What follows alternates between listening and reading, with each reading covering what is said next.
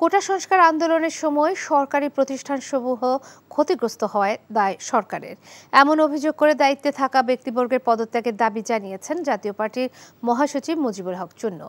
রাজধানীর বনানীতে দলটির চেয়ারম্যানের কার্যালয়ে আয়োজিত যৌথ সভা শেষে ব্রিফিংয়ে তিনি কথা বলেন।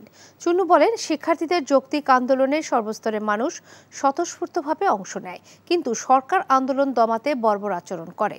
বৈষম্য বিরোধী ছাত্র আন্দোলনের প্রতি জাতীয় পার্টির সমর্থন অব্যাহত থাকবে বলেও জানান তিনি। প্রধানমন্ত্রী সহ কোনো সরকারের মন্ত্রীদের বাড়িঘর তো ভাঙে নাই, সেখানে তারা প্রোটেক্টেড ছিলেন। তাহলে সরকার কেপিআই, বাংলাদেশ টেলিভিশন মতো এবং বিআরটিসির যে ভবন, এরকম ইম্পর্টেন্ট প্লেস কিভাবে এইখানে গিয়ে ভাঙচুর করে, এটা সরকার তো দায়িত্ব এগুলি রক্ষা করার। সরকার কেন পারে নাই? সরকারের দুর্বলতা, সরকারি দুর্বলতার জন্য যে সমস্ত মন্ত্রণালয়ের মন্ত্রী তাদের এটা দায়িত্ব নেওয়া চলে যাওয়া উচিত। এখন জন্ম সনদ দিয়ে খোলো বিকাশ স্টুডেন্ট অ্যাকাউন্ট।